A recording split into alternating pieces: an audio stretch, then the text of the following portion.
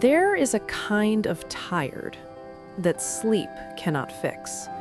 It lives behind the eyes, it settles in the chest, it follows you through every room of the house you have spent years building and whispers that none of it is enough.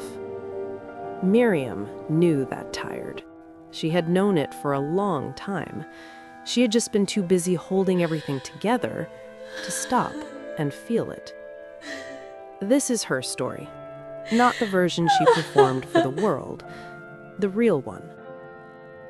To anyone watching, Miriam had it all together.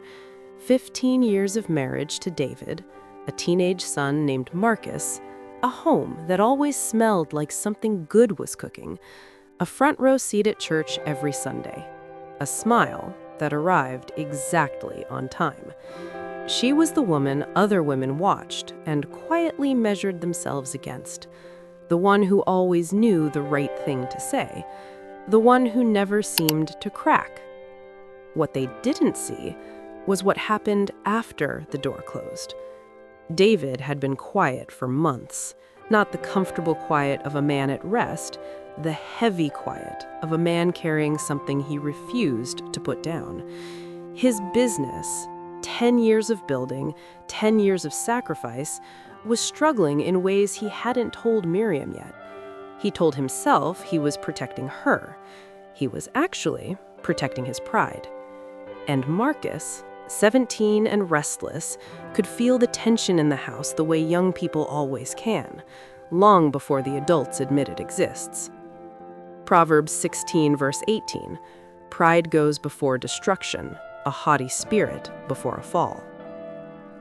Miriam prayed every night, but lately her prayers had started to feel like reports she was filing. Itemized lists of everything that needed fixing, everyone who needed help, everything she needed God to manage on her behalf.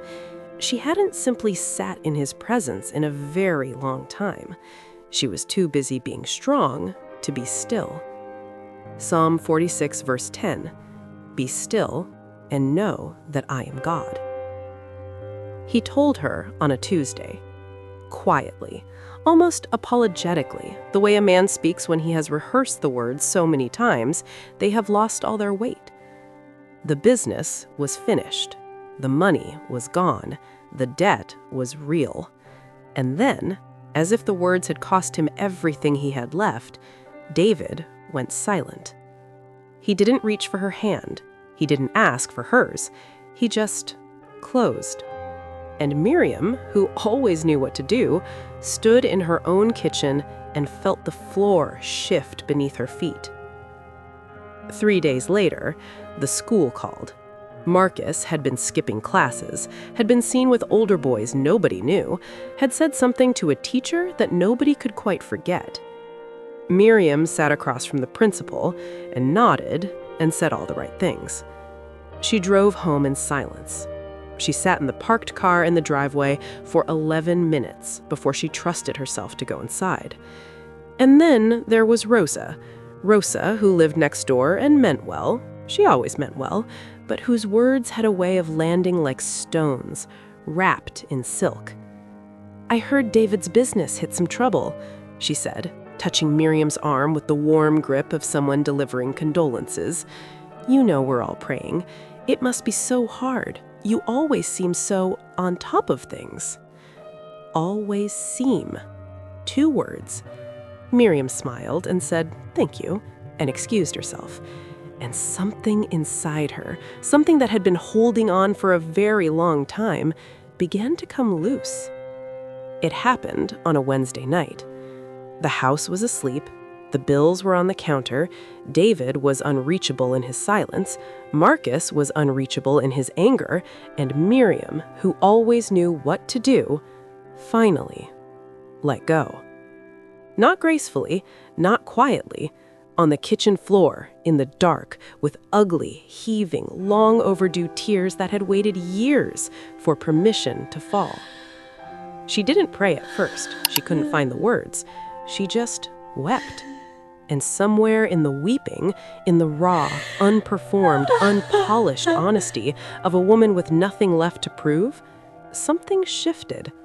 because God does not wait for us to compose ourselves before He draws near. Psalm 34, verse 18, "The Lord is close to the brokenhearted and saves those who are crushed in spirit." The breaking did not fix everything overnight. That is not how God works, and anyone who tells you otherwise has not yet spent time in the wilderness. The bills were still there. David was still silent. Marcus was still drifting. Rosa was still talking. But Miriam had stopped pretending she was fine. And that small, terrifying act of honesty was the first crack of light through 15 years of carefully constructed walls. She went to church that Sunday and felt nothing. Not emptiness, something more honest than emptiness. The feeling of a woman who has stopped faking it and is not yet sure what real feels like. She didn't raise her hands, she didn't sing along, she just stood there and let herself be present in her own pain. For the first time in years, she was not performing faith, she was practicing it. Romans 8, verse 26, "The Spirit helps us in our weakness. We do not know what we ought to pray for, but the Spirit Himself intercedes for us through wordless groans." Grace came on a Thursday afternoon, unannounced. She didn't bring advice, she didn't bring scripture printed on a card. She brought tea, and the peculiar gift of a woman who has already been through the fire, the ability to sit in someone else's burning without rushing them toward the exit. Miriam talked for an hour about David, about Marcus, about Rosa, about the exhaustion of always being the strong one, about the loneliness of a marriage where two people sleep in the same bed and cannot find each other. Grace listened to all of it. Then she said quietly, "Miriam, what if the season is not punishment? What if it is an invitation?" Miriam didn't answer, but the question stayed. Jeremiah 29, verse 11, "For I know the plans I have for you, declares the Lord, plans to prosper you and not to harm you, plans to give you hope and a future." She began to ask different questions. Not, "God, why is this happening to me?" but, "God, what are you doing in this?" It was a small shift in language. It was an enormous shift in faith. Because one question positions God as the problem, the other positions Him as the answer still being revealed. And slowly, the way light comes not all at once, but inch by inch across a dark room, Miriam began to see. She chose a Sunday evening. Marcus was in his room. The house was calm, for once. Miriam sat beside David on the sofa, and she didn't start with the finances or the business or the debt. She started with the truth. "I've been lonely," she said, "not just recently, for a long time. And I've been so busy trying to hold everything together that I forgot to tell you." David looked at her the way a man looks when he hears something he needed to hear years ago. He didn't speak immediately, and then, slowly, the wall came down. He told her about the shame, the fear, the way failure had made him feel like he had nothing left to offer her, the way her strength, the very thing he loved about her, had sometimes made it impossible for him to admit he was weak. They talked till midnight, really talked, for the first time in years. Ecclesiastes 4, 9, and 10. "Two are better than one. If either of them falls down, one can help the other up." Marcus heard them from the hallway, not the words, just the tone, the sound of two people being honest with each other for the first time in a long time. He stood there for a moment. Then he went back to his room and sat on his bed and stared at nothing for a while. Because children do not need perfect parents, they need real ones. The next morning, Marcus came downstairs before anyone asked him to. He sat at the table. He didn't look at his phone. Miriam put a plate in front of him. He looked up and said, simply, quietly, "Morning, Mum." 2 words. Morning, She had to turn back to the stove so he wouldn't see her cry. Things did not go back to how they were. David found a new direction, smaller than before, humbler than before, and somehow more his than anything he had built in the years of striving. Marcus didn't become a different person overnight, but he came back to the table, and that was enough for now. And Miriam stopped being the thread. Not because she stopped caring, but because she finally understood that it was never her thread to carry. She had spent 15 years holding a family together through sheer force of will and exhausting herself in the process, when all along God had been saying, "Let go. I have this. I have always had this." Matthew 11, verses 28 and 29.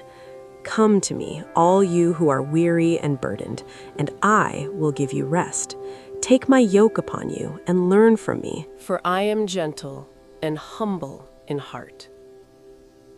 Grace said it best, the way she always did, on a quiet afternoon walk a few weeks later. "You know what I've learned?" she said, not looking at Miriam, but at the road ahead. God doesn't waste a single broken thing. Not one. Every piece you thought was falling apart, He was collecting it, reshaping it, building something with it that your hands were never big enough to build. Miriam walked beside her and said nothing. She didn't need to. She already knew it was true. Isaiah 61, verse 3. "A crown of beauty instead of ashes, the oil of joy instead of mourning, and a garment of praise instead of a spirit of despair." I want to speak to someone today.